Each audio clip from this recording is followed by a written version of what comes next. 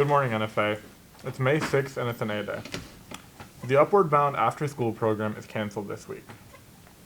Seniors only. If you are interested in attaining the seal of biliteracy and want to walk in graduation with honorary distinction, please see Mrs. Van Reyes, Mrs. Mendez, or Mrs. Cosentino no later than May 6th. May is Asian American and Pacific Islander Month. Every year during the month of May, we celebrate Asians and Pacific Islanders and their contributions to American culture.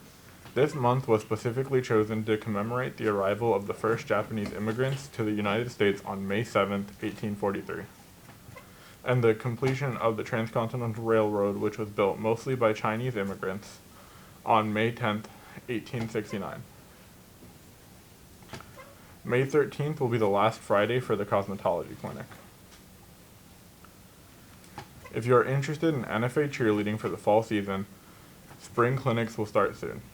You must have 85% attendance and be in good academic standings to attend. Clinics will be at South Middle School on Mondays and Wednesdays from 3 to 4:30.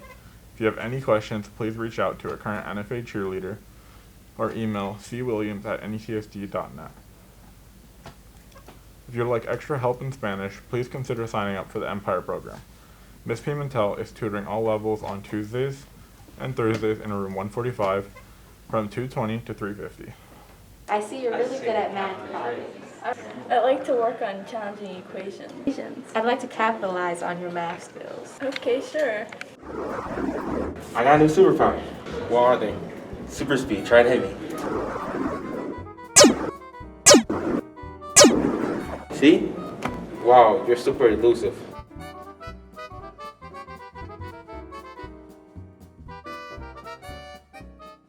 Interested in getting after-school help with your schoolwork? Stay after with Mrs. O'Neill in the library every Tuesday through May 24th. You will need to provide your own transportation home. Attendance incentive for Cohort 2018. Cohort 2018 is excited to announce a monthly attendance incentive contest for the remainder of the school year. Students with the best attendance and the most improved attendance will be entered into a drawing for gift cards and other prizes. 10 winners will be announced on GBTV. Attention Cohort 2019. It's scheduling time. Please check your cohort counselor's Google Classroom for the links to the 2022 to 2023 course elective sheet, course catalog, and online course request form. Any questions, please email your counselor, Mrs. Roman and Mrs. Wilson. The Colonnade Fine Arts and Literary Magazine is looking for student artwork, photography, and all forms of writing for this year's publication. Students could submit their work using the Colonnade Submissions link on Launchpad. If you have any questions, please see Mr. Waltz in room 143 or Mrs. McCurdy in 273.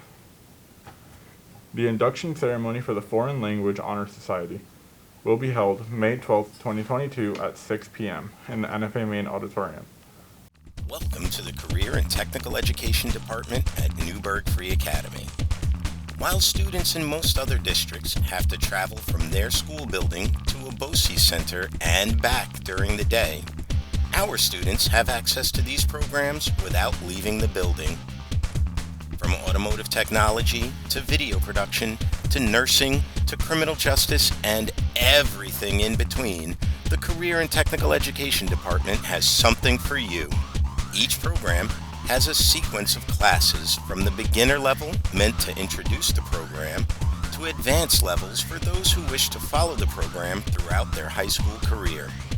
The majority of the work done in these classes is hands-on and performed by the students under the supervision of our instructors, who are all respected professionals in their industry. Many of these programs lead to a professional certification or college credits through articulation agreements with our local colleges. So whether you are trying to prepare for college, trade school, the military, or entering directly into the workforce, the Career and Technical Education Department at NFA has something for you.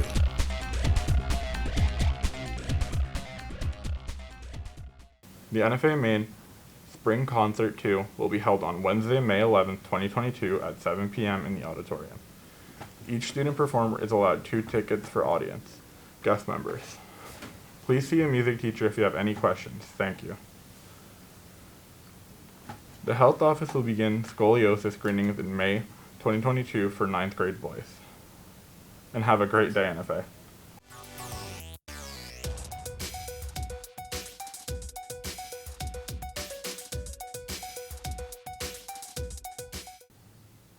Good morning, welcome to the Game Clock. I'm your host, Declan Welling, covering this week's sports news. The varsity boys baseball team is 6-4 and plays Pine Bush later today. JV baseball is 7-0 with a recent win against Kingston. Varsity girls lacrosse have a game away in Beacon today. Varsity boys tennis is undefeated this season with a win against Kingston on Tuesday. Henry Goings-Perot and Ryan Villafuerte Woods both won 6-0, 6-0. Now for pro sports with JJ Seglio. Welcome back to Game Clock. I'm JJ Seglio covering your pro sports. In the last week, headlines and news have been swarming the sports world. I'm here to break it down for you. Today we have a lot to discuss.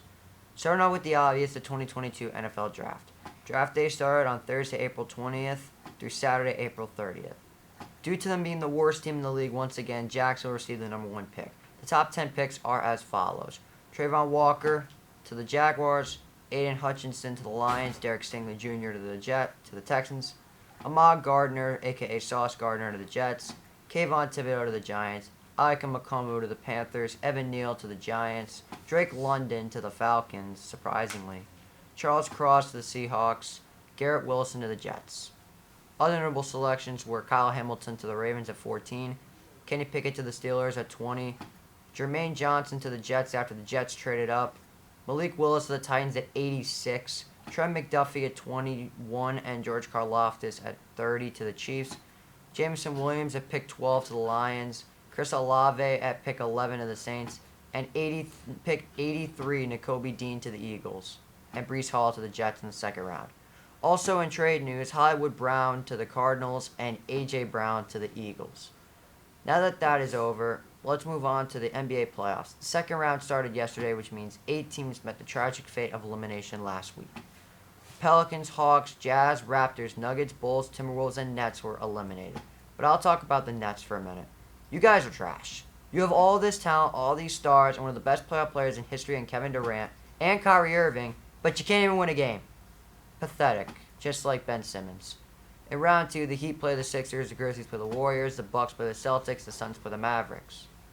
In baseball news, New York runs baseball. The Mets are currently sitting at 16-7 and the best team in the National League. The Yankees are currently sitting at 16-6 and the best team in the AL. The Mets have currently won 7 series in a row. The Yankees have won 9 games in a row. Is there anything to be left to say that these teams aren't legit? Well, this might be different in a few months, but enjoy it now, New York. Anyway, that's all the time we have for today. I'm JJ Seglio, and I will see you on the next one. Thank you for watching Game Clock, and tune in next week. My name is John Eitri, and I am the Director of Career and Technical Education for Newburgh Free Academy.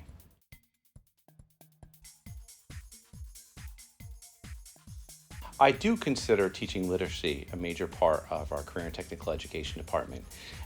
Literacy is intertwined in every one of our subject areas. I'm going to use cosmetology as an example. Kids need to be able to understand how to use hair dye.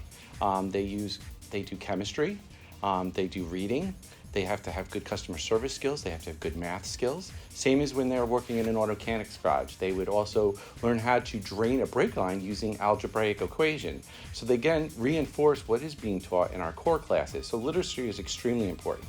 Speaking well also is a huge part of what we do. We do at times look at each one of our career and technical education areas and try to incorporate academics, but we don't do everybody's all at once.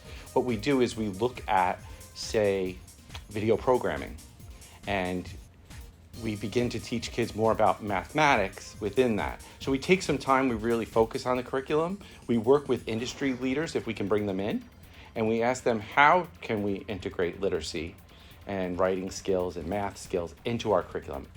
I feel an integrated learning environment such as ours is incredible because the kids are in a school right now, currently where we are at Newburgh Free Academy at NFA North or Main or at West. The kids are seeing their core subjects mixed with the CTE courses. So the kids do see some relation. The problem is when we separate them into a new building, unless we integrate, guaranteed they're going to get those core subjects in their CTE classes in the new building. And this is becoming an issue for us because we are building a new building. So this is a very good question, actually. So how are we going to make sure literacy reading, writing, math, speaking, are integrated when we separate these classes into a new program. Our best bet is to have that co-teaching model where those kids are right doing it in there. We're going to give them English course credit right in their CTE classes, or a math credit, or a U.S. government. We're going to give them those credits when they enter into a separate building. Here, they get to say, hey, my subject right now, currently, is part of a regular building. So this is just as important as my core classes. They see a relationship. I don't want them to go to a separate building and say, well, this is my CTE skill. I don't care about those, my regular classes, as they call them. One of the best things we do to incorporate literacy in their skills is we actually take a curriculum map. So the teachers look at what is being taught maybe month by month or week by week. And we look at, is this a heavy math week? Is this a skill week? Is this a week where they're looking at government? Are they looking at law? And how can we incorporate that integrated academics? So that's when we do bring in those core teachers and say, okay, we're looking at criminal justice right now. We're looking at a lot of law. But how can we get this to relate back to the U.S. government class they need to graduate? We may not teach core academics directly. We may say, this is your U.S. government class, and this is how we have the breakdown of our government. What we do is say, this is how we look at law within criminal justice, or we look at law within auto mechanics. What is the law? What legally, what do we have to do, and how do we have to approach those things in each one of those areas? We do see an improvement in literacy skills in our CTE classrooms, but we don't always see it in their core subjects as they do in their tests or Regents exams. A lot of times, kids that love a subject area, say is architecture and engineering or nursing, will quickly enforce writing English or math skills within those. How do you calculate medications, or how do you draw using measurement and add those equations together to come up with a design and the right length of a design. What happens is kids are not crossing it over into their core subject areas. So our biggest challenge right now is, wow, why can you do this in a CTE class? Why can't you translate it over into your core subjects? To be honest, the appeal to integrating literacy in CTE is nothing more than getting these kids prepared for customer service.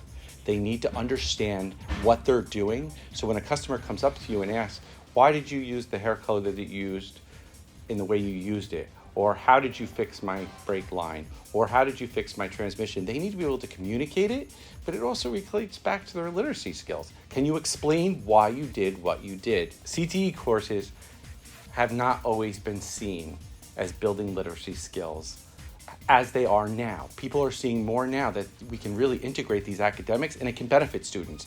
The main reason that is occurring is we're bringing in the core teachers into the classroom as much as we can.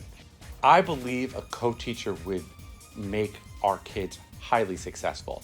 So I look at our programs, and if I could use our video production program and I could bring an English teacher in to work with my teacher in video production, these kids are writing scripts all the time. They're building on their writing skills. If my vocational teacher in video production could have somebody assist him with building those literacy skills in writing, good grammar, and speaking, that would allow these kids to really succeed into all their English subjects. They wouldn't just see that, oh wow, English is important in the subject that I love, that's say video production. That they see that writing exists in everything they do and that these skills can be built in everything they want to do.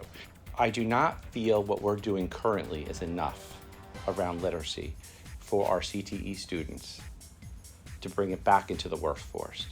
We are preparing them in class to be good readers and writers within our subject area, but are they good writers and readers up and beyond the CTE course? It seems like kids that come into our vocational programs, be it welding, criminal justice, any of them, they learn what they need to learn. Here's my example.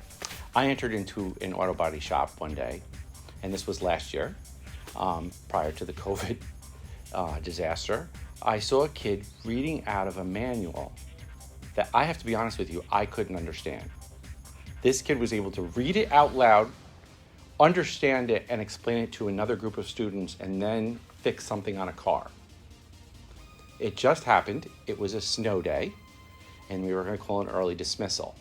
I was up on the 3rd floor. I saw this same exact student in his English class. Now, I don't know what level it was. He wouldn't read for the teacher. He wouldn't read out loud. He threw a fit, ended up getting kicked out of the classroom. Why? Because he didn't feel he could read or write. But meanwhile, I just saw him a little while ago read something that I have to be honest, I could read, but I couldn't understand, but he could completely understand. So it becomes this transition, and these kids can do these skills for us, but they don't believe they're literacy skills that go into the real world.